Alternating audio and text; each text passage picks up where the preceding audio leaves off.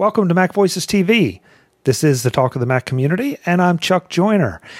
Folks, there are a lot of you out there using iPads for a lot of different things, but there are also a lot of people that are using iPads as business tools, and we're going to talk to the author this time of The iPad Means Business, Mr. Julio Ojeda-Zapata, who is also the tech person at the St. Paul Pioneer Press. Julio, it's great to have you on MacVoices TV. It's a pleasure and an honor, Chuck. This is fun, Julio. I've been looking forward to this one because you have written a book about the iPad that really is a fresh look at it from a fresh angle. It's one that I'm especially interested in, of course, and that's business. Why the iPad means business? Why now? Is it already time for an examination of the iPad in the business world? Well, just for starters, I'm a journalist. Journalists, talk to people, gather stories, and then put those stories on paper. So that's kind of what I do. I'm a storyteller, and the iPad fascinates me from a business perspective because I've been hearing anecdotally that it is being used as a work tool, a productivity tool, business tool, and I found those stories that I heard here and there very fascinating. So I decided to plunge in and sort of test the premise, find people that are using the iPad for business, for work, for productivity, see whether the premise holds up, see whether a lot of people are doing that. And I found more material that I could possibly use. So the answer is clearly yes. That's what I really liked about the book, Julio, is it wasn't just a matter of you sitting and pontificating on things. You went out and found people that are using the iPad in a variety of different ways. You found people using it in the places where I would have thought you would have found them, lawyers' offices and educational institutions. You also found them, though, in a lot of different kind of businesses, things that seemed about as far from of technology as you could get, and yet there's the iPad right in the middle of it, helping these people do business and do it better, faster, easier, cheaper, whatever. Yeah, one of my favorite stories in the book is this woman. She's a recent arrival from the Dominican Republic, and she sells custom-made jewelry. It's just her and her products, and she's doing something really interesting. She has her iPad. She has an entire inventory on the iPad, so people can sort of flip through pictures of her jewelry. But then, if they want to make a purchase, this woman has the Square. You've probably heard of the Square reader that you plug into the earphone port and it becomes a credit card sliding device. Right. So her iPad has become her cash register. So she shows her products to people, convinces somebody to buy a product, and then she can sort of consummate the transaction then and there. So I found that absolutely fascinating. So she's using it as basically her cash register. Cash register, yeah, exactly. A little bit cheaper than I don't know, not cheaper, but definitely easier and definitely more portable than a traditional cash register.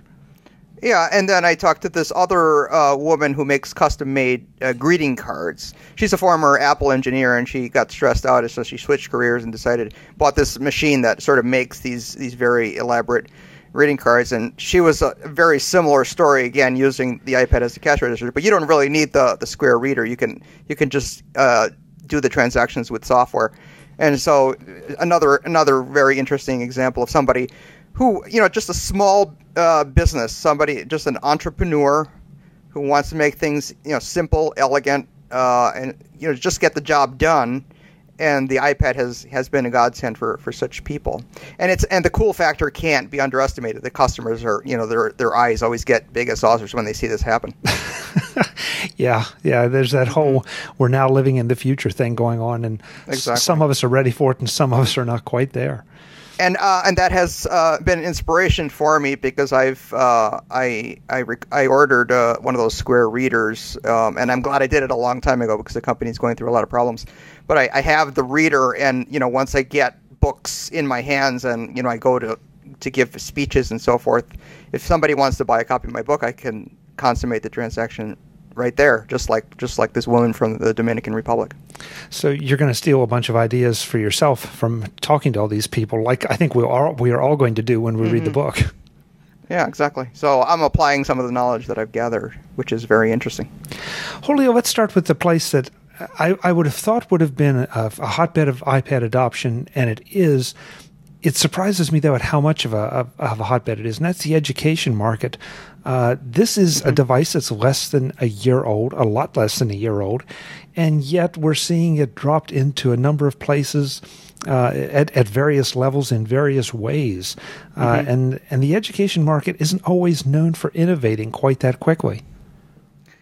Well, sometimes it is. There are like forward-thinking people at universities, at charter schools, and so forth, that are fascinated with technology, and they see this iPad coming out, and there's a variety of reactions. Some people embrace it immediately and completely. Like there's this gentleman, Fraser Spears, in Scotland, who's also a Mac software developer. And he's also the tech guy at a school over there. I believe you interviewed him on one of your shows. He has switched to the iPad completely at his school. It's all iPad all the way. Other people are a little more cautious. They're fascinated by the iPad, but they're not convinced it's going to be, what they need. So they're doing trials, just a few students and a few courses and that sort of thing. So it sort of runs the gamut. But your point is well taken. Educational institutions are just going for the iPad in very large numbers. It's very interesting. It's going to be very interesting to see just what this means for students, too, because it's not just the faculty that's doing this. As you said, Fraser and his folks are actually handing out the iPads to the kids. There was one college, I believe, you talked to that was either, I forget now whether they were giving them to or requiring incoming freshmen to have them. Yeah, some schools are taking the loan approach. They buy iPads, they hand them out to students, for during the course of that student's career at that educational institution, and then they reclaim the devices.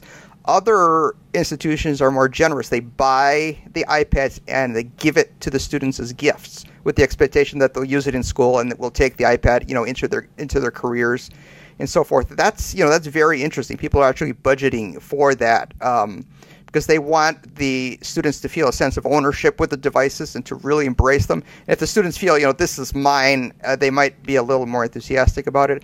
One of the universities I looked at was Seton Hill, which is a private liberal arts institution.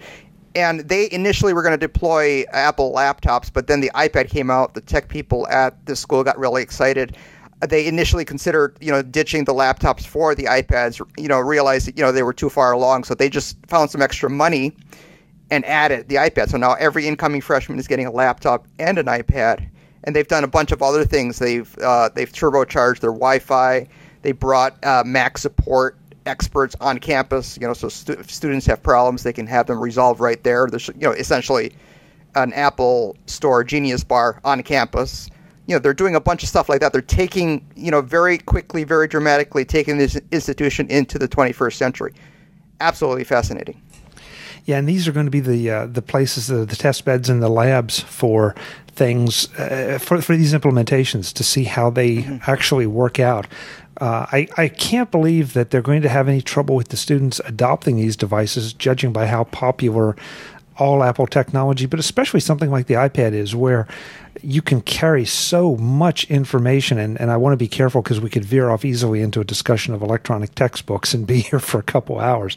But just everything that can be taken with them. And while it may not be considered primarily a content creation device, certainly you can create some content.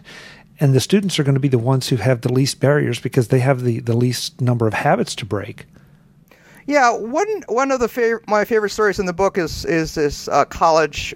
He was a freshman at the time. Now he's a sophomore. John Rust. I just interviewed him. In many cases, I took a broad look at an institution. In some cases, I just kind of zeroed in on one student. So I profiled this one college student. And he was a pioneer at his college because to the best of his knowledge, he was the only iPad using student at the time, and he uses the iPad for everything. He takes it to class with the wireless keyboard, takes notes. He does some website development on the side. He sort of keeps spreadsheets, of his projects. So the iPad is kind of his nerve center. He has a Mac in his dorm, which he likes and he uses for some more powerful stuff. But he considers the iPad to be his primary computing machine. he told me something funny. He takes the iPad everywhere, and everywhere he goes, people will say, "Ooh, is that an iPad? Can you demonstrate it for me?" And he was starting to get a little annoyed by that. And to his great relief, other people on the campus started buying iPads, and he became less unique and more anonymous. So he was starting to get a little irritated. That's what's fascinating about this. Now, there's a student who is considering his iPad his primary machine. You and I and a lot of our friends have been sort of struggling with, okay, where does the iPad fit? We know it can be a laptop replacement, but not a fully featured laptop replacement. We've seen the MacBook Air now come out, and that's sort of jockeying position in our hierarchy. And there is someone who is approaching it with a fresh slate and saying, hey, I can do everything I want, when I want, wherever I want with an iPad. Yeah, and the iPad, in many cases fits in better, than a laptop. Sort of keep in mind that, many workplaces use Exchange, and an iPad, like an iPhone, hooks into the Exchange infrastructure seamlessly, much more easily than a laptop. The same situation with John Russ at his college. There were a lot of requirements about security software. This program is required, this setting is required. A lot of complications for hooking a laptop into that educational institution's, computer infrastructure. But the iPad, being a more secure, more simple device, doesn't have any of those requirements, and so he didn't have to bother with that. It was very, very easy for him to sort of designate the iPad as his main machine and start using it on campus, with minimum hassle. So the no hassle factor of the iPad is huge for a lot of people. The other thing and you're sort of referencing it there, and I can't remember who said it, whether it was someone in the education market or a more traditional business market, but they were talking just about how the iPad fits in with a business setting a lot more. You can take it in like you would take a notepad, and nobody thinks anything about it, as opposed to taking in a laptop that you have to open up, wait to wake from sleep or boot up, and all that. You can also pass an iPad around a lot easier than you can a laptop. So the form factor makes a huge difference.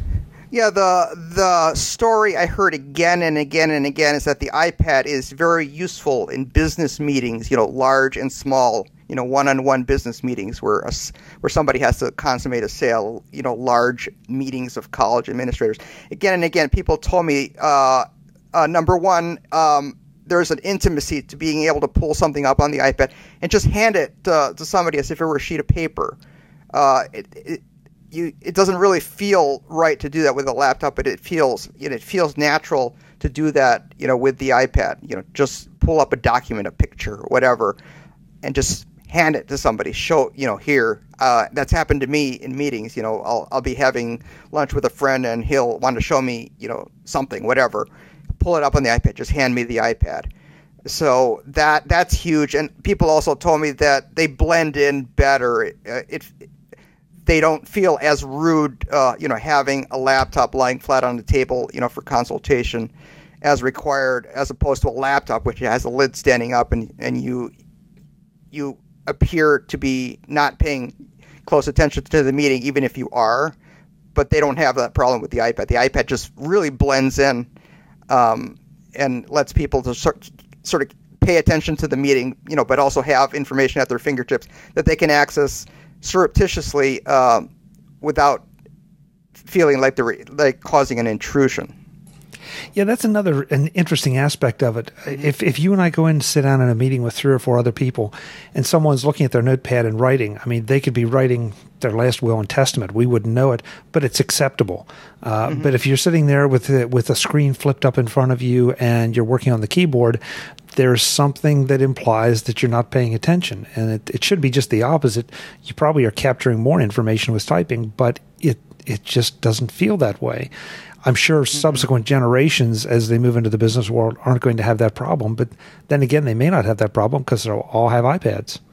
And I talked to a college administrator at the University of Minnesota, and he's the head, one of the head campus information guys. So he has to have his finger on everything that's happening on campus on a day-to-day basis. And he told me interesting stories about, there was one particular day where a lot of things were happening on campus Karl Rove was visiting. There were political protests, a whole bunch of stuff going on that day. It was Earth Day, a lot of activities, and he was telling me what an epiphany it was for him to have the iPad in a meeting, because if he needed to look something up, he could just do it then and there. The way those meetings had been done before was, people had, part of the meeting, then they agreed that they needed to go look something up on their computers in their offices, so they would suspend the meeting, scatter, get information on their computers, come back, continue the meeting. And he told me it was kind of amazing, how efficient and seamless it was with the iPad, because you go tap, tap, tap, look up whatever you want, continue the meeting. So it's a situation where it makes meetings more efficient in many cases. Julio, what were some of the biggest surprises you found? You've talked, as we said before, to a lot of different people about a lot of different things. What were some of the biggest surprises you found about the way they were using the iPad, or the things they were doing with the iPad? Frankly, I'm not thinking of any specific cases. The biggest surprise for me was the sheer amount of material that I had to deal with. I initially was not convinced. I had to convince myself that this was a viable premise, that the iPad was a business tool. I didn't know if it was or it wasn't. I had to do some research and prove the premise. And the biggest surprise for me, initially I worried, that I would have to scramble to get enough material together for the book. And what ended up happening was I realized, there was 10, 20, 30 times more examples than I could possibly use. At some point I had to sort of cut the process off and get the book done. But people are just going crazy with the iPad as a business tool, which in fact has been a little bit of a surprise for Apple itself. Apple in their last earnings call specifically said, I think Steve Jobs himself said that he initially did not regard the iPad as primarily a business tool, and sort of came to understand that people wanted to use it that way. And now they're altering, their promotion and sales systems, the way they sort of market the device to sort of include the business aspect as a result of, what they've been hearing with their customers. So Apple itself is realizing that this is the case and sort of adapting to it. I'll tell you an interesting story. The epiphany that I had with the iPad as a business tool occurred at one of my kids' soccer practices. I was at my kids' soccer practice with an iPad, and I suddenly realized there was a moment where I suddenly realized there was something on my computer back at the office that I needed to consult. I can't remember what it was, but I needed to see something on my computer back at the office. I obviously was not at my office, but I was sitting in the bleachers with my iPad. I had a 3G connection to the internet. I had a remote access app. I can't remember which one it was. I think it was Log Me in Ignition. And I realized this is easy. I could just fire up the app, log into my computer back at the office, use finger swipes to sort of navigate, through the folder structure of the computer, find the information I needed, solve my problem. Done. It took me, 3 to 5 minutes to do this. It was simple. It was easy. And like those people sitting in meetings that, worry about looking weird with a laptop, if I had been trying to do this with a laptop and sitting on those bleachers, I would have felt, self-conscious. But with the iPad, you don't feel that way. The tablet is sort of balanced on your knee, and you're sort of making finger gestures. Feels natural. You don't feel like the other parents are looking at you like some kind of a weirdo. And just being able to solve that business problem in such a simple yet powerful way was an epiphany. That was kind of the creative spark for me. That's kind of what launched me on my book writing adventure, because I realized, wow, the iPad isn't just, for watching videos and checking email. You can do some pretty powerful things. Julio, I think that two things that I'm looking at the iPad as being super useful in business. Number one is that it lets me take so much material with me, but also the battery life. I don't have to worry about it. I'm not constantly, like I am with a laptop, I'm not constantly measuring how much power I have and where can I plug in. Can I surreptitiously steal somebody's electrical outlet for a little while to get some juice, especially if I'm on the road all day. I take the iPad and I can be using it solid the entire day, come home, and still be able to sit down and read part of a book or check email with it without even having to think about the battery. That's got to be a bit of a game changer, I think, especially for the laptop crowd who have struggled with these things all this time. That's a very good point. Although keep in mind the battery life on the new MacBook Airs is also excellent, which brings up a very interesting point. People that are looking to invest in Apple hardware now have a very compelling choice. They can either go with the iPad or possibly the 11-inch MacBook Air, two very portable devices. Both of them fit in one of the smaller pockets of my backpack, which is amazing. And so people have a choice. They can choose, and the decision they make, it will be based on a variety of factors. Like for instance, just to give you an example, processing information. Like I have a lot of information coming at me that I need to sort of stay on top of. RSS feeds, email, Twitter, that sort of thing. If that's what you will primarily do during the course of the day, I think the iPad is vastly superior device for that sort of thing. I love sitting on the couch or sitting in a coffee shop, and feeling like I'm staying on top of the many RSS feeds I subscribe to, the deluge of email that I receive every day on my work and home accounts, all the Twitter people I follow. I'm sort of an information junkie, and I have to stay on top of this or I'm going to fall behind. And the iPad is just absolutely wonderful for that sort of thing. Yeah, it absolutely. You're right. I mean, I find that I can turn 10 minutes of waiting if I get to a meeting early or if someone's late. I can turn that time into productive time. And 10 minutes doesn't sound like a lot, but on the other hand, you can triage a lot of email very quickly. You can get through, as you said, a lot of RSS feeds very quickly.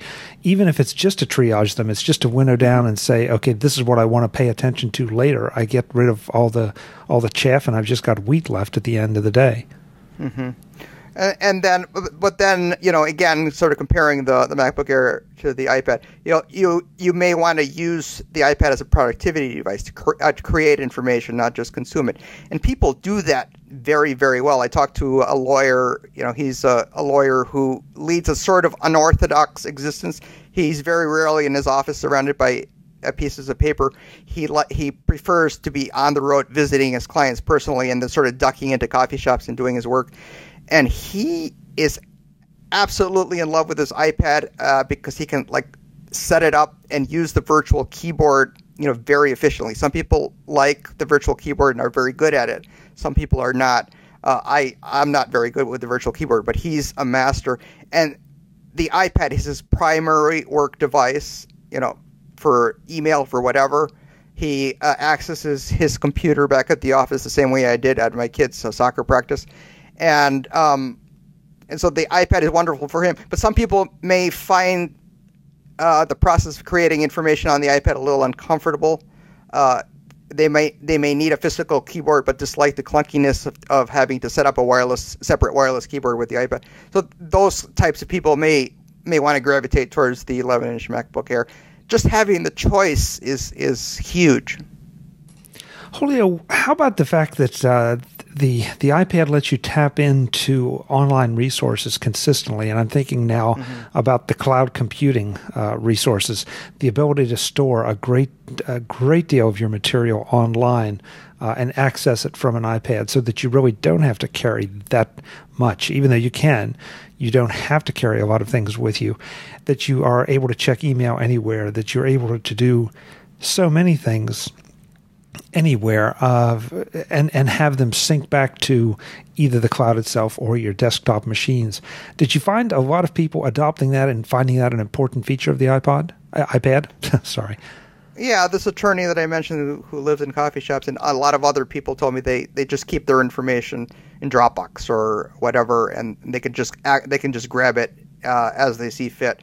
I have gotten into the habit of sort of keeping my information in the cloud so that I have the flexibility of accessing it from any device.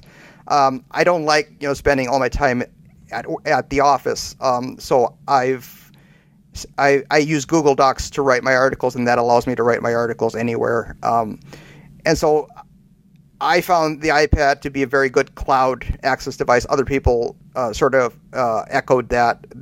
They put their files, their email, anything that's important to them online where they can grab it using the iPad or any other device. Julio, how about negatives? We're talking the whole thing up, and that's obviously what the book is going to focus on. Do you find any consistent comments about things that didn't work or that people want to have changed or hope will evolve with or for the iPad? Yeah, some people miss, not being able to multitask. Some people sort of complain about having to do one app at a time. That's a problem. One problem that I ran into, quite frankly, that's annoying the hell out of me is the iPad does not fully support Google Docs. You can't properly edit text documents in the browser. You have to sort of resort to third-party Office-like suites that have Google Docs compatibility, but they haven't really nailed it. They're a little flaky. I've talked to people who've used those and they've lost information. They couldn't open files or whatever. My dream is to use Google Docs exactly the way I do on computers. I fire up a browser, open Google Docs, get to work, write a story, modify a story. That's how I do it on laptops, desktop computers. I want to do that on the iPad. I'm very annoyed that you can't do that on the iPad. So the iPad as a content creation device using common tools such as Google Docs, which is very popular, is a work in progress. I mean, there's work that still needs to be done. Google, I believe, said they're working on that, and I hope that that compatibility is realized soon. Now, I'm often accused of being an apologist for Apple and others, but isn't some of that expected? I mean, aren't we on sort of the Wild West frontier here of this kind of portable computing? Because it really is a new class of portable computing. We've had laptops for a while. This is a different animal, and everybody's sort of having to retool and rethink what their offerings are, both from a software and a services standpoint. Yeah, the best apps on the iPad, for business purposes, are apps that don't mimic, desktop variants. I'll give you an example. I use NetNewsWire for RSS feeds on Macs, and there's a version of NetNewsWire for the iPad, and it's pretty popular, works pretty well. But my general sense of that app is that it makes too much of an effort to sort of mimic the Mac-based variant. And so I've come to prefer a different app called Reader, Reeder, Reader, which is, in appearance and functionality, it's more iPad-like. It's more touch-friendly. It just looks and works better on the iPad. You have to see it to really know what I mean. It's hard to describe, but it's a beautiful iPad native app that it belongs on the iPad and nowhere else. And I just absolutely love apps like that. There's one called Simple Note. Simple Note is just basically a plain text editor, but has a very powerful feature. As you're typing, everything you type gets backed up to the cloud, and then it can be sucked down on other devices. You can suck it down if you write something on an iPhone, you can then later access it, very quickly on an iPad. You can do that on a Mac, using a third-party program called Notational Velocity. So when I'm taking notes and I'm paranoid about losing those notes somehow, I do it in Simple Note because everything is getting backed up. In fact, I was sitting at a Panera one day and I did a little experiment, just for giggles. I had two iPads with Simple Note on the screens. I typed something on Simple Note on one of the iPads, and literally within seconds, boom, it appeared on the other device. Just kind of a wacky parlor trick, but it's sort of an example of what I mean. I mean, these tools, some of these tools on the iPad are just amazing. They make your life easier. They protect your information. They're simple. They're elegant. They're powerful. I just love that.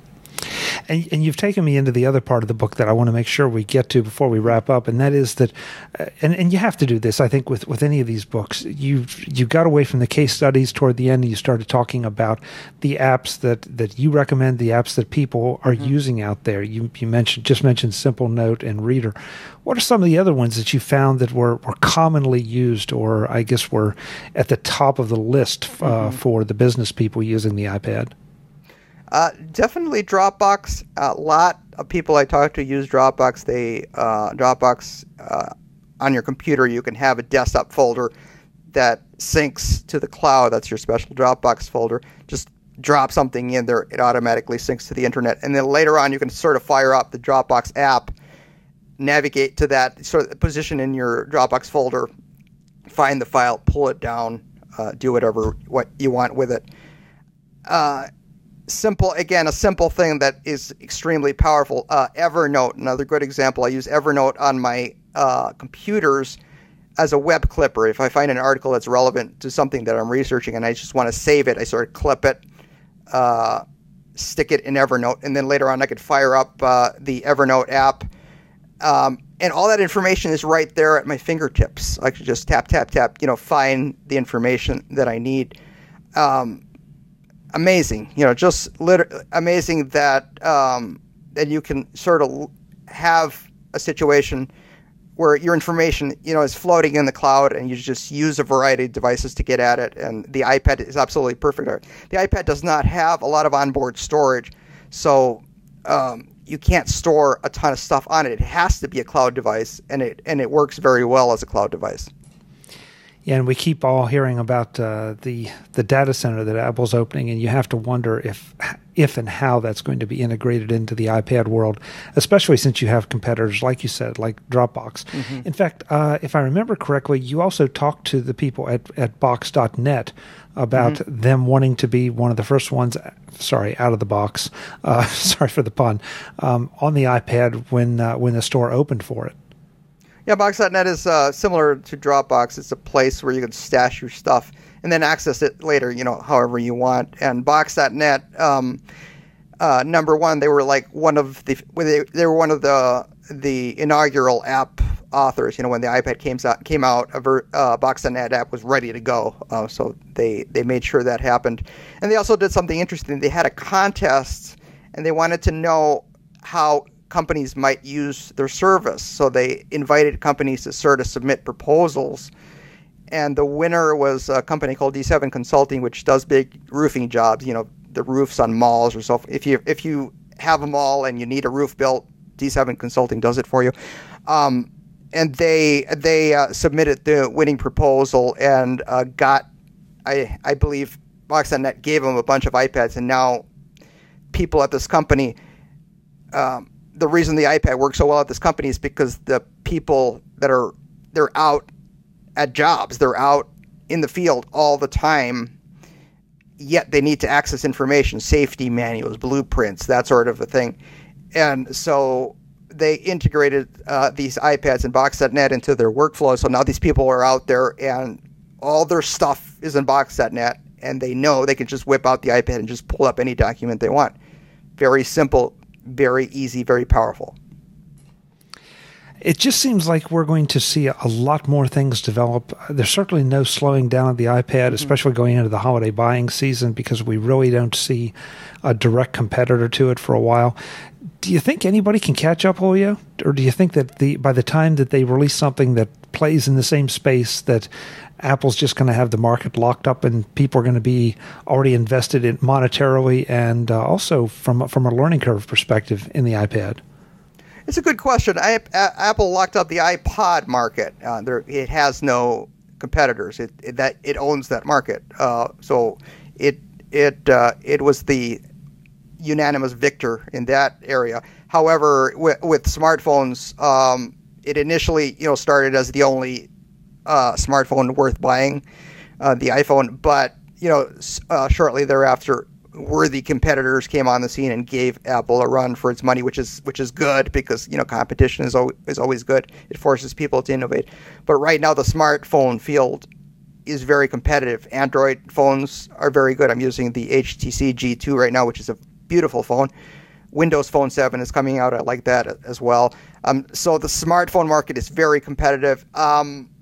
So what's going to happen with the iPad? It's a very good question. I saw somebody say that the iPad now has 95% of the tablet market, but some very interesting devices are coming out. The Galaxy Tab. I got to play with it not too long ago. It's made by the same people that make the very beautiful Galaxy S class Android phones. Beautiful phones. The Galaxy Tab is a big Galaxy S phone. It's a smaller device, smaller screen, so it's not exactly in the iPad's category. But a beautiful device, and I think there's going to be a place for those devices. Whether the iPad remains dominant, who knows? I hope it doesn't. I hope there's some competition. So we'll see. Okay, so before we wrap up, tell us about the book. Tell us where folks can get it and how they can get it. Well, iPad Means Business is published by a company called Happy About Books, which, in an interesting coincidence, is based in Cupertino. They have no connection to Apple, but they're based in Cupertino. I always get a kick out of that for some reason. And you can buy the book in physical paperback form. You can go to the happyabout.info site or go to padatwork.com or to my personal homepage, ojezap.com. That's ojezap.com. You can also order the book as a PDF download, and this is a useful thing to know because PDFs look great on the iPad. PDF files are made to be consumed on the iPad. So you can get a PDF file, stick it on the iPad. You can also order it as an Amazon Kindle book. It's going to be in the Apple iBook store. So you have a lot of options. So you've basically saturated the market. You're everywhere. Yeah, and just to plug my book a little bit, what I like about my book, I think it's the first real iPad-related business book out there. There's some fantastic books coming out. Glenn Fleischman is going to put out a book about iPhone and iPad apps at about the same time my book comes out. Fantastic author, big fan of the guy. Jeff Carlson, wrote an iPad guide. A lot of really great how-to books, manuals, that sort of thing. There's, those books are needed. I went in a slightly different direction and used my journalistic skills to create a business book, that tells stories and give it just through examples, gives people inspiration about ways they can use the iPad. And I also have a lot of, practical how-to information. In one of my chapters, I went on a business trip. That business trip actually was the iPhone 4 unveiling. I went on this trip, and for the first time, I did not take a laptop. I just took an iPad. Kind of scary. And just to make sure I was backed up, I had two iPads. Those are the two iPads that I was using at that Panera. But I went on this business trip, sort of kept careful track of what I did, and then told the whole story of that business trip in one of the chapters of my book. So that's kind of interesting. I had good experiences, bad experiences, but it's a chapter that just gives a lot of practical information. You used a word there that I think is interesting, and I really find myself resonating with it after having read the book, and that is inspirational. That not everybody that you talk to is in a tech-related industry. In fact, far from it. These are people in every kind of industry that are adopting this tool, and that's one of the things that really struck me about the book, that it's no big trick to go on Twitter and find iPad users, but it's another thing to go to a bakery or, like you said, a jewelry maker somewhere and find this kind of technology being adopted. And yet it is, because it's so easy and because it fits their needs. So I would tell anyone out there, grab this book. It's an interesting read, and I think Julio has it right. I think that you're going to find a little bit of inspiration in this to make you look at your iPad and say, hey, I can be doing more with this. I can be doing different things than maybe what I'm doing right now. Yeah, so some of the people in my book are like Mac geeks, tech heads, and that sort of thing. Other people are just ordinary people that just don't have a lot of use for technology, but just find the iPad resonates with them. So regardless of what kind of a person you are, you're going to find somebody with whom you can identify in this book. And if you want to get an iPad for work, but your boss isn't quite convinced, buy a copy of the book for yourself and buy a copy for your boss. Absolutely. Absolutely. This will easily justify the expense of an iPad because they will start to understand, especially if they are not a tech person. They will get a much better idea of what it can do, and that it's not just a matter of you wanting to carry around movies to watch at stoplights or anything. It's an actual business tool. Mm-hmm. Julio, I hope you'll come back again, join us on the Mac Jury, and I doubt this will be the last book, so come back and talk about the next one when it's up. It's always a pleasure, Chuck. Thank you. I appreciate it. Folks, I will have links in the show notes to Julio's book, to his websites, to everything we talked about, all the apps and anything else I can find, of course, to follow Julio and follow me on Twitter so you can keep up with what we're doing and to check out everything else the MacVoices group does. Until the next time, iPad Means Business is the talk of the Mac community. I'm Chuck Joyner. Thanks for watching.